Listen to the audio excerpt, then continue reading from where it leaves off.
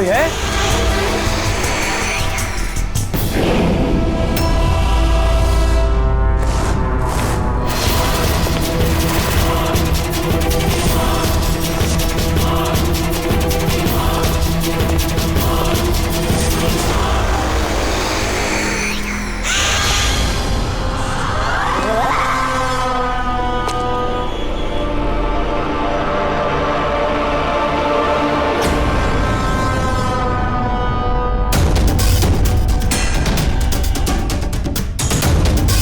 कौन है वहां?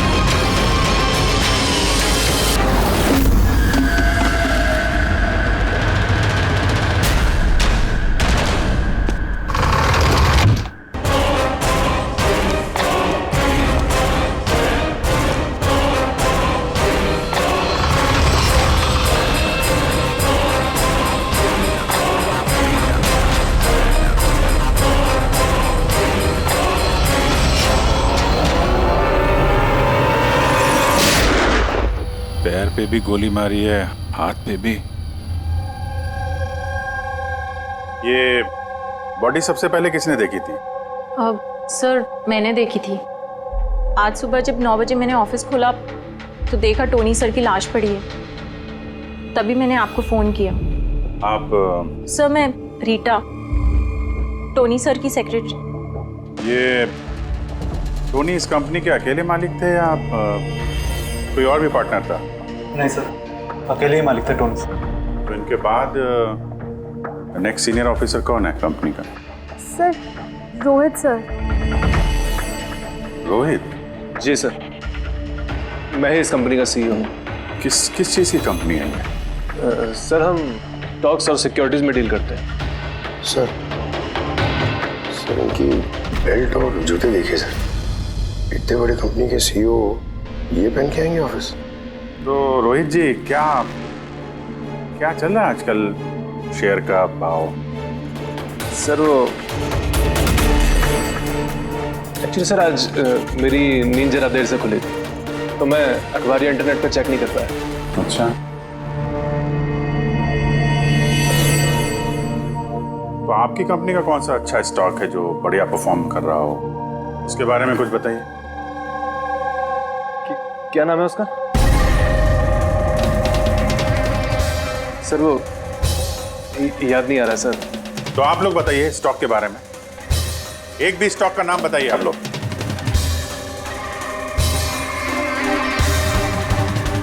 क्या हो क्या रहा है यहाँ पे? हैं? सर सच में तो हम में से कोई भी यहाँ पे काम नहीं करता है। काम नहीं करता?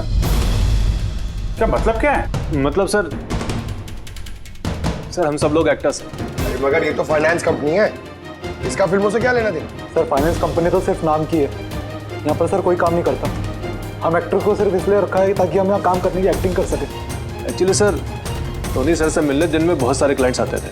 हमारा काम बस इतना होता था कि उन्हें दिखाना कि ऑफिस में बहुत काम हो रहा है। ये टोनी क्या काम करता था?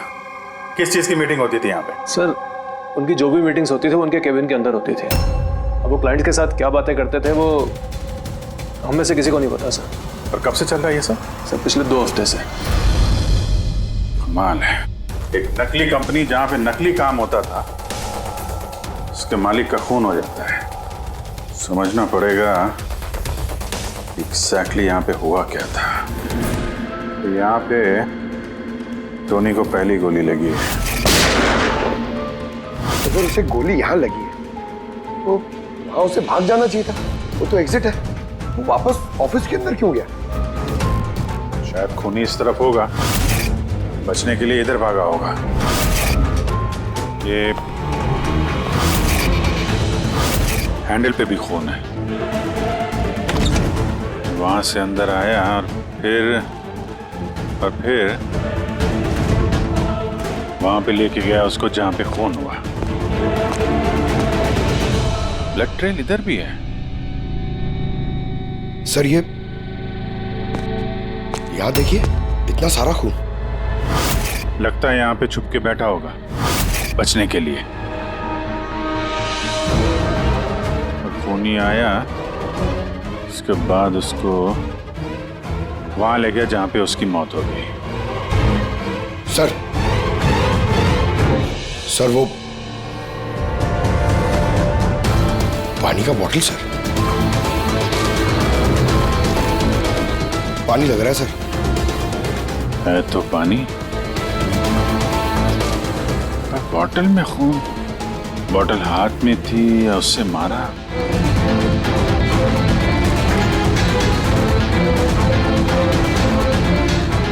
यहां तो खून है नहीं, खून तो वहां है, तो इसका मतलब खून यहाँ पे है तो शायद ये बॉटल यहीं होगी। यहाँ पे छुपा होगा तो बॉटल हाथ में ली होगी बचने के लिए। यहाँ वहां जाते समय गिर गई, यहाँ पे भी खून। वहां से आए तो इस पे हाथ लगा और सर हाँ, यहाँ तो ब्लड ट्रेल है।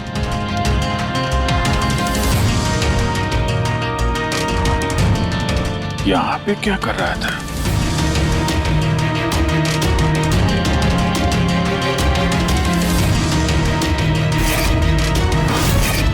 यहाँ पे पंजे का निशान है, यहाँ भी खून है, यहाँ भी पंजे का निशान है। कुछ पकड़ रहा था या फिर?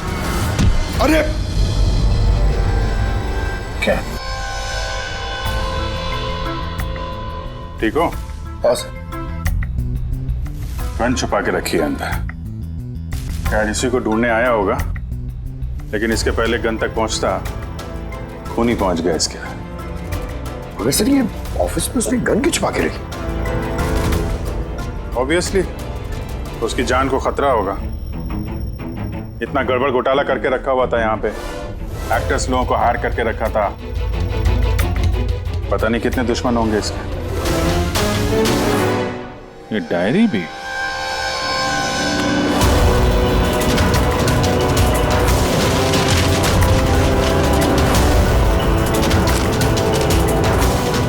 कुछ कोड जैसे लग रहा है ना सर।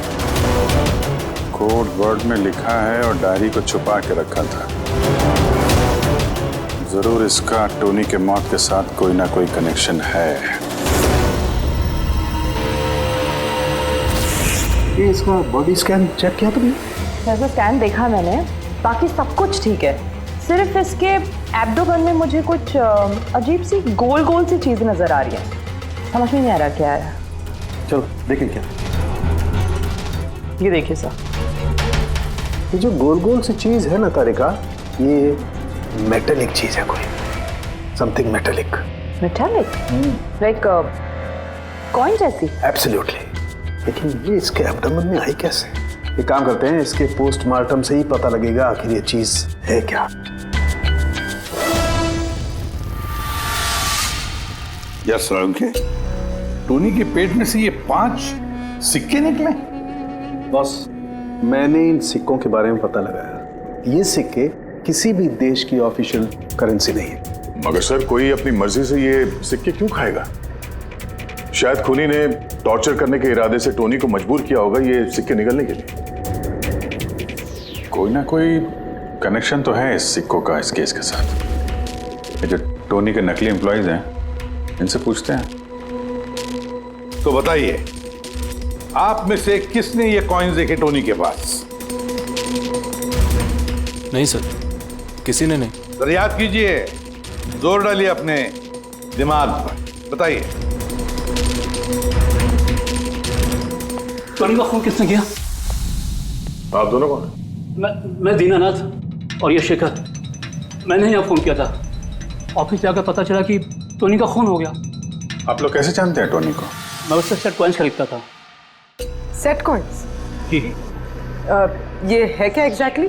सेटकॉइन एक ऑनलाइन करेंसी है। इसका व्यापार ऑनलाइन यानी इंटरनेट पे होता है। जैसे गोल्ड में और शेयर मार्केट में लोग इन्वेस्ट करते हैं, वैसे इसमें भी करते हैं। बस अंतर यह है कि ये फिजिकल फॉर्म में नहीं होता, गोल्ड कॉइन की तरह, है ना? नहीं सर, होता है ना, जैसे गोल्ड कॉइन होता है ना, वैसे ये कॉइन भी बाजार में मिलता है। टोनी उन चुनिंदा लोगों में से था जो इनका व्यापार करता था। एक मिनट दीनानाथ जी, क्या ऐसी कॉइन्स आपने खरीदी थी टोनी से? हाँ सर, मैंने ऐसे ही 10 कॉइन्स खरीदे थे और एक कॉइन की कीमत 3 लाख रुपए थी। ये देखिए। माय गॉड, ये तो ठीक वैसे ही है सर। सर, आप लोगों को तो अंदाजा भी नहीं होगा कि ये कॉइन्स खरीद के कितने लोग करोड़पति बन चुके हैं। इनकी कीमत भी दुगनी हो चुकी है। मैं तो और भी खरीदना चाहता था, शेखर को बुलाया था ताकि ये भी इन्वेस्ट करे। दीनानाथ जी, आपके साथ धोखा हुआ है। जी हाँ, ये जो सेट कॉइन्स है ना, ये इंटरनेट करेंसी, ये सोने के सिक्कों की तरह बाजार में नहीं मिलती। आपके साथ झूठ बोला टोनी ने। मेरे सारे पैसे डूब गए, इन कॉइन्स की कोई कीमत नहीं रही। दीनानाथ जी, इस टोनी की जैसे 420 दुनिया में बहुत है जो खुद के फायदे के लिए आप जैसे लोगों को फंसाते हैं। काश अपने पैसे इन्वेस्ट करने से पहले आपने थोड़ी जांच पड़ताल की होती। अच्छा हुआ मैंने पैसे इन्वेस्ट किए, वरना मैं भी लूट जाता। मेरी बेटी की शादी कैसे होगी? मैंने अपनी सारी जमा पूंजी इसमें लगा दी, अपने प्रोविडेंट फंड्स के पैसे भी। सर, लगता है टोनी ने जानबूझ के थोड़े ज़्यादा उम्र वालों को ही अपना निशाना बनाया है। उन्हें टेक्नोलॉजी और इंटरनेट के बारे में ज़्यादा जानकारी होती नहीं है। हाँ सर। सर, कहीं ऐसा तो नहीं कि जिन जिन लोगों को टोनी ने धोखा दिया है उनमें से किसी ने टोनी का खून कर दिया? हो सकता है दया, बिल्कुल हो सकता है। टोनी के इस खूनी तक पहुंचने के लिए हमें पहले ये पता लगाना चाहिए कि टोनी ने कितने सारे लोगों को ये सेट कॉइन्स को लेकर फंसाया है। और फिर ये भी जानना बहुत जरूरी है कि टोनी के पेट में ये सेट कॉइन्स गए कैसे। सर, मैंने इस टोनी का पूरा इतिहास चेक किया। उसके पास कई नकली आईडी कार्ड्स थे, उस पर अलग अलग एड्रेसेस, अलग अलग फ़ोन नंबर्स। सर, हमें तो ये भी नहीं पता है कि टोनी उसका असली नाम है भी या नहीं। और फिलहाल तो हमें ये भी नहीं पता सर कि ये सारे जुर्म उसने अकेले किए हैं या कोई पार्टनर भी है उसका। यानी जो कोड क्रैक हो जाए ना, वो कोड जो टोनी के ऑफिस वाले डायरी में मिला था, बहुत सारे सवालों का जवाब मिल जाएगा। सर, एक कोड क्रैक करने वाले एक्सपर्ट को हमने कांटेक्ट किया है, शायद बहुत जल्दी इसका हल निकाल लेगी वो। और ये जो टोनी का सारा ऑफिस स्टाफ आया था, ये जो एक्टर्स उसके ऑफिस में काम करते, उनको कैसे पता चला इस टोनी के बारे में?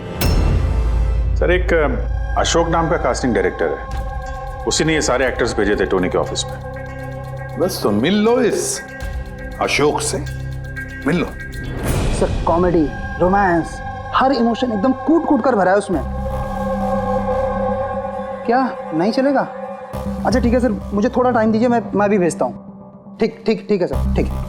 अरे अशोक जी, मेरी फोटो भेज दीजिए ना। एक्शन, कॉमेडी, रोमांस, सब में नंबर 1 हूं मैं। देखो भाई, तुम हीरो तो बन नहीं सकते, एक कॉमेडियन का रोल है, करोगे? कॉमेडी? और हाँ, तुम्हारे चेहरे में मुझे एक कशिश दिखती है। एक आर्ट फिल्म के लिए मेरी बात चल रही है, तुम एक काम करो, एक ऑडिशन दे दो उसके लिए। अच्छा, क्या रोल रोल रोल क्या है? रोल एक पुलिस वाले का है। अरे ये तो मेरे बाएं हाथ का खेल है। पुलिस वाले का रोल करने का तो बड़ा एक्सपीरियंस है मुझे। एक्सपीरियंस है पुलिस वाले के रोल का? अरे रोज ही पुलिस वाले का रोल करते हैं। आप ये देखिए, ये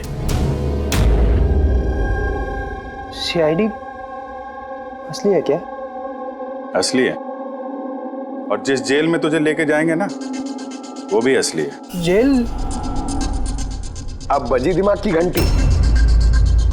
नहीं, कौन है ये? कौन है ये? इसको एक्टर सप्लाई किए थे ना तूने ऑफिस में काम करने की, एक्टिंग करने के लिए, भूल गया तू? सर आपको जरूर कोई गलतफहमी हुई है। देख, सीआईडी के सामने एक्टिंग करेगा ना तो बहुत भारी पड़ेगा तुझे। यही 11 एक्टर भेजे थे ना तुमने टोनी के पास?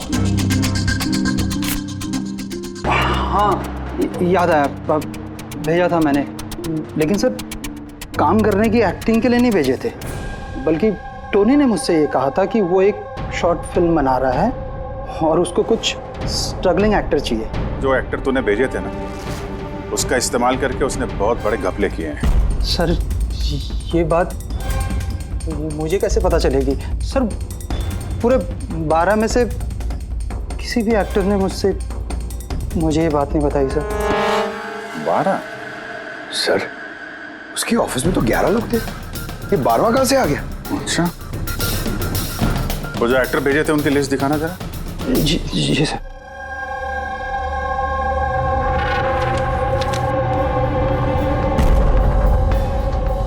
ये नया नाम है, ईशा कुमार।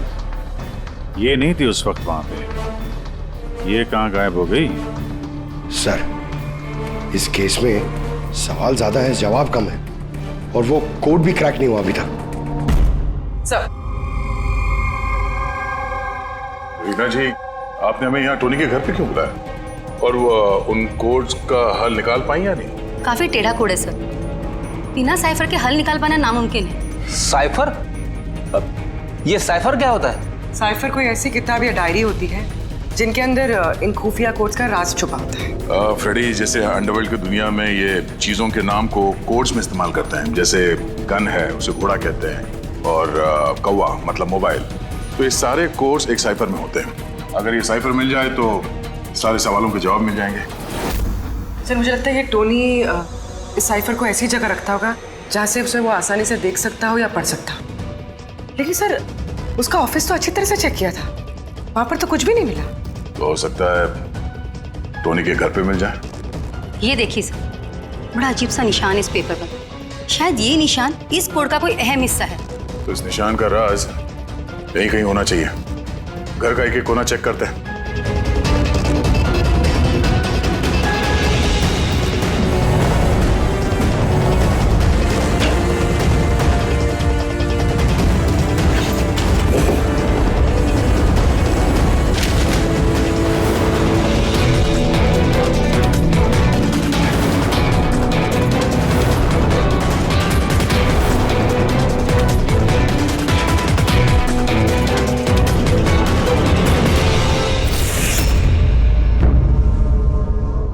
रीना जी, ये देखिए, इस किताब में भी ठीक वैसा ही निशान है।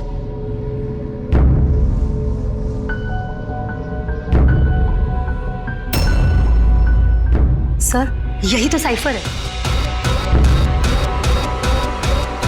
ये देखिए, इस पेज पर सिर्फ 7 सेंटेंसेस हैं और इसके हर सेंटेंस के फर्स्ट वर्ड को हम हाईलाइट करके देखते हैं।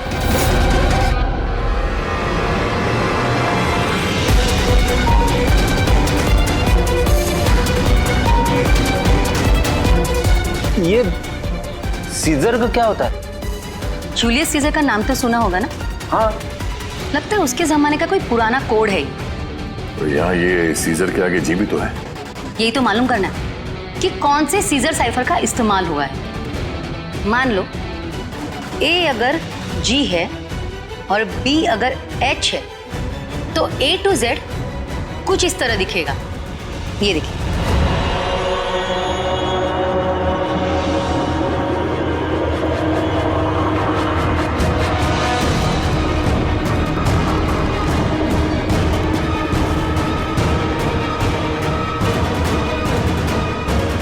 ये हो गया। अब हम इसे फॉलो करके देखते हैं कि हमारा कोड का मतलब क्या है। और हमारा पहला कोड है SUNGTQASGX-10।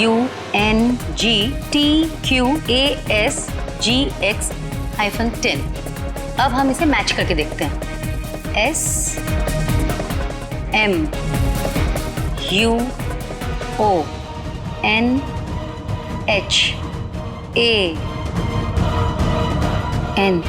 मोहन?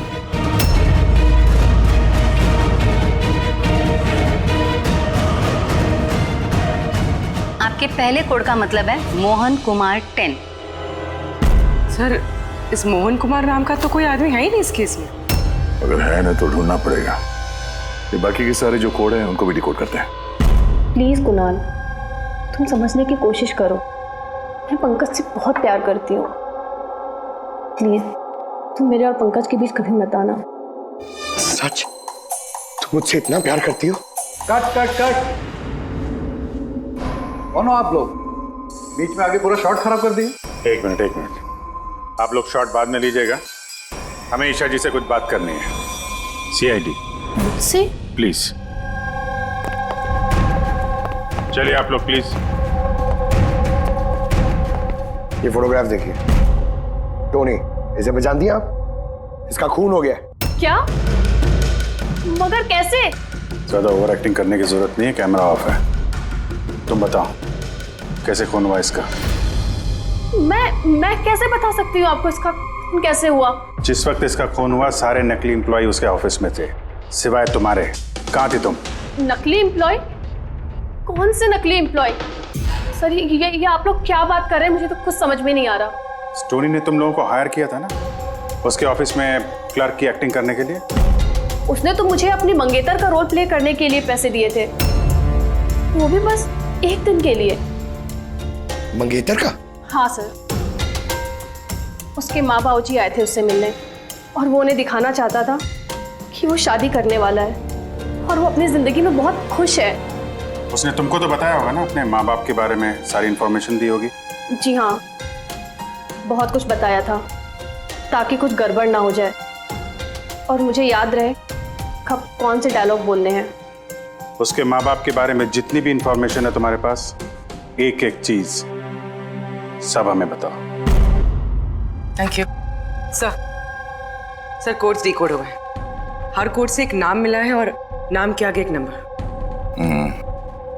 जरूर ये वो लोग हैं जिनको टोनी ने सेट कॉइन्स बेचे थे, और ये नाम के आगे जो नंबर है इसका मतलब है किसके पास कितने सेट कॉइन्स हैं। जैसे ये मोहन ने ये 10 सेट कॉइन्स खरीदे थे, चिराग 6, विजय कुमार 8, एक्सेट्रा एक्सेट्रा। मतलब खूनी इनमें से ही कोई एक है? लगता तो ऐसे ही है। इन सारे बारातियों को ब्यूरो में बुलाओ सेट कॉइन्स के साथ। सर, मैंने टोनी को नहीं मारा। आपने मुझे बताया तब तो मुझे पता चला कि टोनी का मर्डर हो गया। कल रात तुम कहाँ थे? कल रात मेरे सर में दर्द था तो मैं कल रात 10 बजे ही सो गया था सर। अच्छा, और कौन है आपके घर में? मेरे घर में बस मैं हूँ सर, और मेरा एक बेटा है जो विदेश में नौकरी करता है। मैंने तो अपने रिटायरमेंट फंड के 15 लाख लगाए थे इसमें। अब मुझे ये समझ में नहीं आ रहा है कि ये मुझे कैसे वापस मिलेंगे। गन रखते हो ना तुम? सर, मेरी गहनों की दुकान है, सिक्योरिटी एंड प्रोटेक्शन के लिए मुझे अपने पास गन रखनी पड़ती है सर। सर सब कुछ तो आपको बता चुका हूँ, अब मैं आपको और क्या बताऊं? जब तक खूनी पकड़ा नहीं जाता हम तो सवाल पूछेंगे। इस डायरी में उन लोगों के नाम लिखे हुए हैं जिन्होंने उससे वो कॉइन्स खरीदी थी, सेट कॉइन। उन लोगों के नाम और जितने भी कॉइन्स खरीदे थे वो सब, पूरा का पूरा रिकॉर्ड इसमें है। और इसमें जो जानकारी है उससे हम ये पता लगाएंगे कि आखिर आप लोगों में से वो खूनी कौन है। किसने कितने कॉइन खरीदे, इससे ये कैसे पता चलेगा खूनी कौन है? आसान है। खूनी ने अपने कुछ सिक्के गुस्से में आकर टोनी को निगलवा दिए। अब इस बही खाते के हिसाब से जिसके पास भी कम सिक्के निकलेंगे वही हमारा खूनी है। चलिए आप सब लोग अपने अपने सेट कॉइन्स के सिक्के गिनती करवाइए।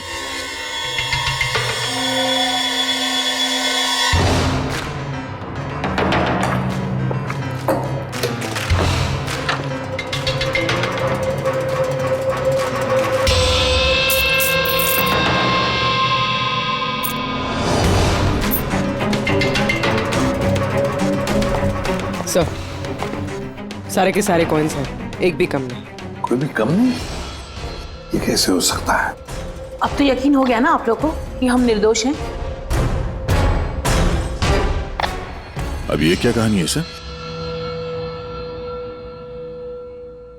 अगर ये सारे निर्दोष हैं तो फिर गुनहगार कौन है? ये तो अब टोनी के माता पिता ही बताएंगे।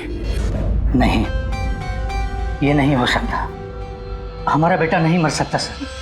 आपको जरूर कोई गलतफहमी हुई है।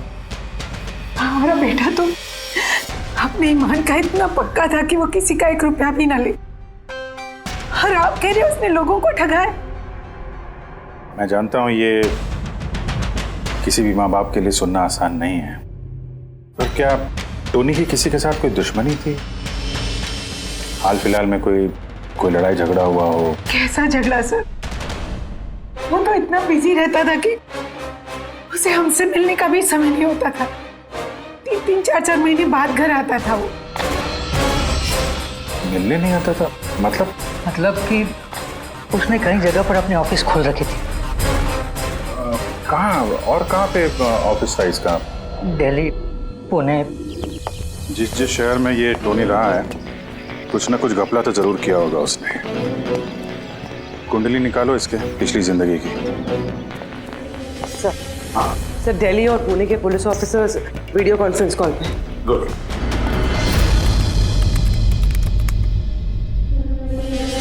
सर, इस स्केच को देखिए सर।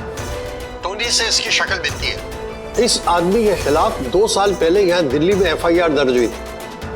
कई लोगों के साथ में चिट फंड में इसने घोटाला किया था, लेकिन सर इसका नाम टोनी नहीं बल्कि अमर है। सर, यहाँ पर उसका नाम प्रशांत था। पिरामिड स्कीम के नाम पर उसने लोगों को बड़े बड़े सपने दिखाए और कई लोगों के पैसे खा गया। बहुत लोगों ने उसके खिलाफ कंप्लेंट भी दर्ज की है। सारे शहरों में यही कारनामा किया सर इसने। एक शहर से बेईमानी का पैसा इकट्ठा करके दूसरे शहर को रवाना हो गया किसी और को टोपी पहनाने। इसका मतलब है इस टोनी के दुश्मन सिर्फ इसी शहर में नहीं, बाकी शहरों में भी हैं। तो खूनी में से कोई हो सकता है। मतलब सर, हर शहर से ऐसे लोगों की लिस्ट निकालनी पड़ेगी जिनके साथ धोखा हुआ है। सर, यहाँ पर उसके खिलाफ कल्पेबल होमिसाइड की केस भी है। ये आलोक नाम के आदमी के उसने पैसे खा लिए थे।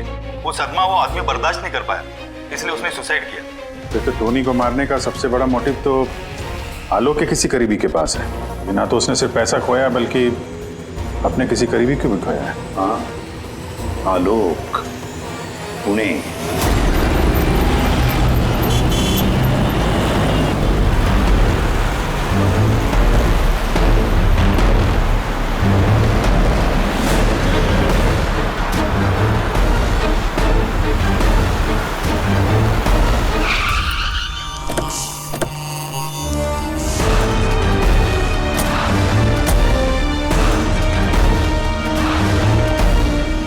लगता है आलोक की बीवी सरिता घर पे नहीं है सर। हाँ, गया।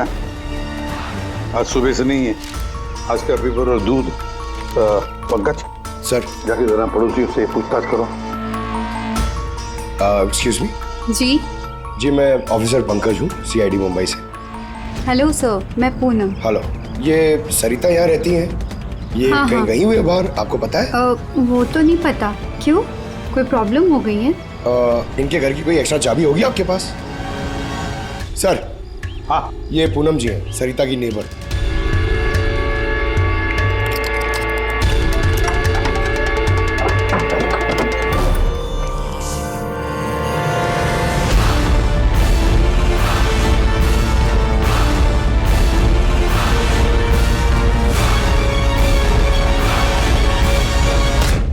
जिस तरह से घर के अंदर ये सामान बिखरा पड़ा है, ऐसा लगता है कि कल रात यहाँ पे कुछ हुआ था।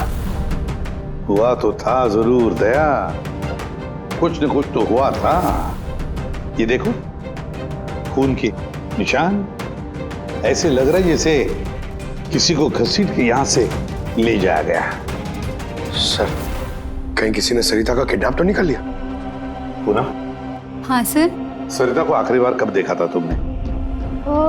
सर, रात के 2 बजे जब मैं नाइट शिफ्ट से घर वापस आई। उस वक्त शायद सरिता जाग ही रही थी क्योंकि यहाँ पे टीवी चल रहा था। उसके घर के आसपास किसी को देखा, कोई आया हो उनसे मिलने के लिए? कुछ और तो नहीं, पर हाँ, एक वाइट कलर की वैन थी जो घर के बाहर खड़ी थी, पर सुबह वो वहाँ नहीं थी। तू उस वैन को पहले भी कभी देखा था यहाँ आसपास? नहीं, कभी नहीं। अच्छा, उसका नंबर याद है, नोट किया था? नंबर तो नहीं नोट किया, मैंने ध्यान नहीं दिया। अच्छा, तुमने कुछ शोर शराबा या झगड़ा वगैरह सुना उस वक्त? हाँ, आवाज़ें तो आ रही थी जोर जोर से, पर मुझे लगा कि शायद सरिता जाग रही है, टीवी देख रही है, तो मैंने उतना ध्यान नहीं दिया। अच्छा पूनम, ये जो तुमने लड़ाई झगड़े की आवाजें सुनी, कितने बजे थे? यही करीब 3 बज रहे होंगे। 3 बजे? तो सरिता का किडनैपिंग 3 बजे हुआ था। तो डेफिनेटली ये सरिता का किडनैपिंग और टोनी का मर्डर, इन दोनों का आपस में कोई ना कोई कनेक्शन है सर। 100% दया, कनेक्शन 100% है, पर इससे पहले कि सरिता को कुछ हो जाए उसे हमें बचाना होगा। और पंकज सर, ये व्हाइट वैन, सफेद वैन जो पूनम ने अभी अभी बताया, उस वैन की पूरी इंफॉर्मेशन चाहिए हमें, पूरी की पूरी इंफॉर्मेशन।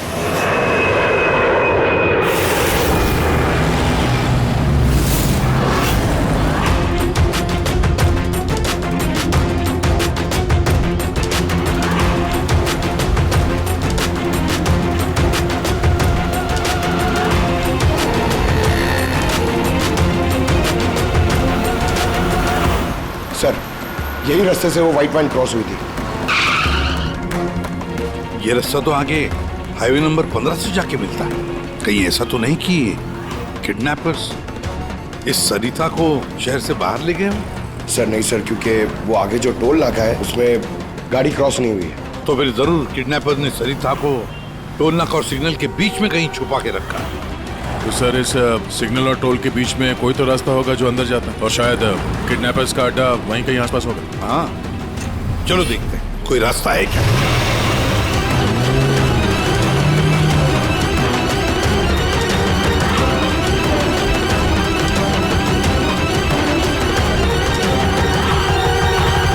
सर, ये एक रास्ता है जो अंदर जाता है।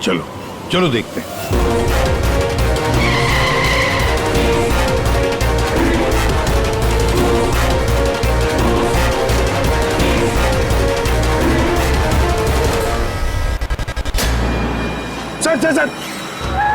सर वो पीछे।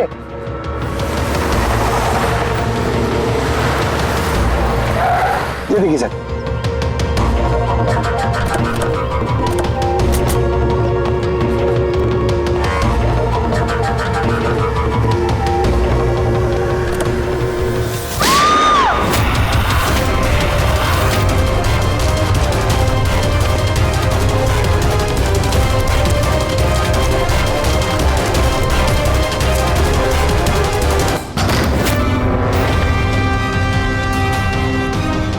My God, Sarita? सर अंदर कोई नहीं है। तुम ठीक हो?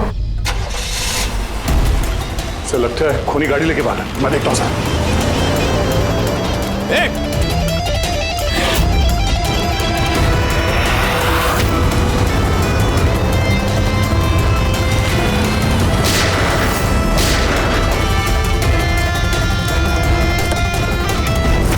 सर, एम्बुलेंस आ रही है। सरिता, ये बताओ किसने किया है सब?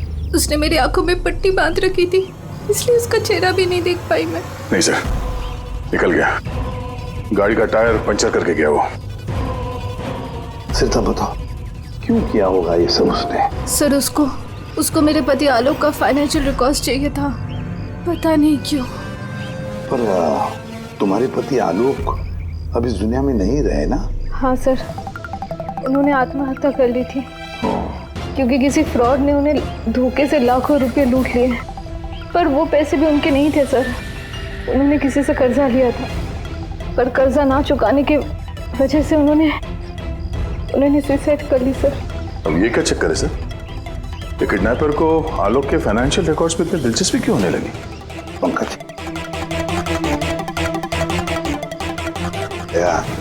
इस किडनैपर को दिलचस्पी इसलिए कि मुझे तो लगता है कि ये किडनैपर, ये खूनी भी वही है जिसने आलोक को पैसे दिए थे।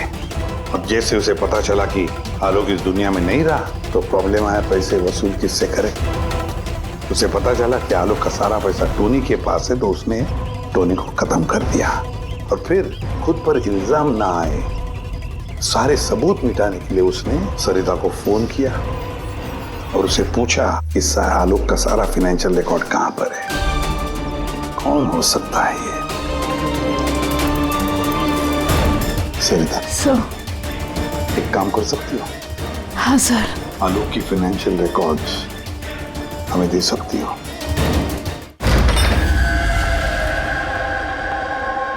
माय गॉड, यार ये मुजरिम जो भी कोई है हमसे पहले यहाँ पहुंच गया और देखो लगता है सारे सबूत जलाकर राख करने की कोशिश की है उसने।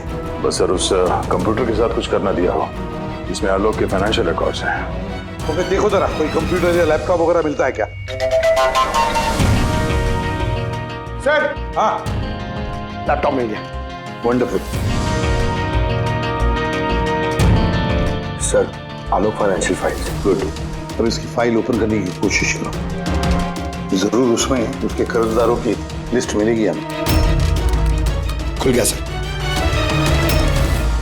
इससे तो कई सारे लोगों से कर्जा लिया है सर, और सबसे ज्यादा कर्जा दिया है इस शेखर ने। शेखर? कहीं वही शेखर तो नहीं जो दीनानाथ के साथ हमसे मिलने आया था? मैं दीनानाथ, ये शेखर। हाँ सर वही है। तो दया, इस शेखर का पिंजरे में जाने का वक्त आ गया। वो सफेद वैन तो मिल गई सर, पर शेखर का अभी तक कुछ पता नहीं चल पाया। सर शेखर भले ही खून करके भाग गया हो लेकिन ज्यादा दूर नहीं जा पाएगा।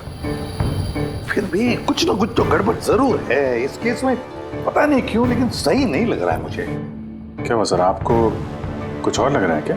अभिजीत जरा सोचो, ये सरिता का किडनैप होना, उसके बाद में हमें बड़े आसानी से वो सफेद वैन मिलना लावारिस पड़ी हुई, उसके बाद में आलोक की फाइनेंशियल रिकॉर्ड जिसमें शेखर का भी नाम है वो भी बड़े आसानी से मिले हमें। हाँ सर, वो फाइनेंशियल रिकॉर्ड लैपटॉप के डेस्कटॉप पे था। यही तो मैं कह रहा हूँ दया, गड़बड़ है। हालांकि ये ऐसे फाइनेंशियल रिकॉर्ड्स अलग से फोल्डर में होने चाहिए, पासवर्ड प्रोटेक्टेड होने चाहिए ना। सर लेकिन अगर हमें वो सुराग मिल रहे हैं तो ये तो अच्छी बात है ना।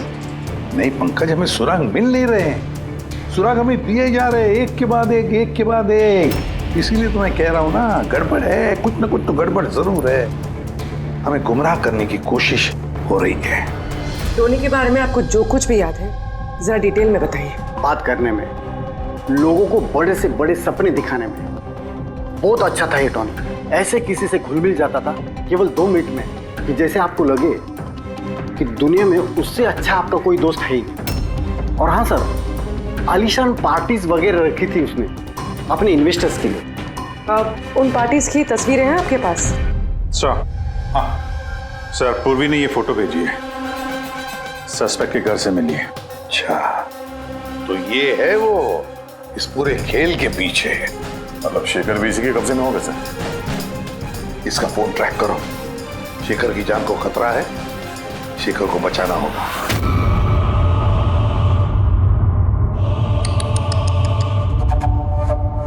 अब तो तुम्हें भगवान भी नहीं बचा सकता शेखर। सीआईडी को सारे सबूत तुम्हारे खिलाफ मिले हैं। अब तो ये ट्रिगर दबाकर तुझे बस मार डालूंगी और उन सबको लगेगा कि तू देश छोड़ के भाग गया।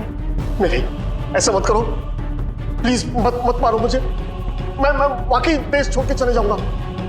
आपके बारे में मैं किसी को नहीं बताऊंगा। I promise. अरे शेखर, तुम समझ नहीं रहे हो, तुमने मेरा चेहरा देख लिया है। अब मैं तुम्हें छोड़ने की बेवकूफ़ी तो करूंगी नहीं, इसलिए तुम्हें मरना पड़ेगा। मत मारो मुझे प्लीज, मत। कोई है? प्लीज बचाओ मुझे, बचाओ मुझे, कोई है?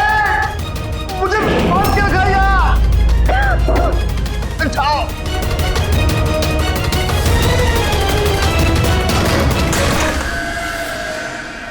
उठ, उठ।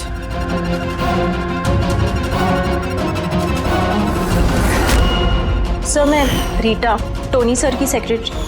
तुम्हारा चेहरा तो हमने भी देख लिया था मिस रीटा। मैंने तो कोई सबूत, कोई गवाह कुछ नहीं छोड़ा था। तो आपको कैसे पता चला?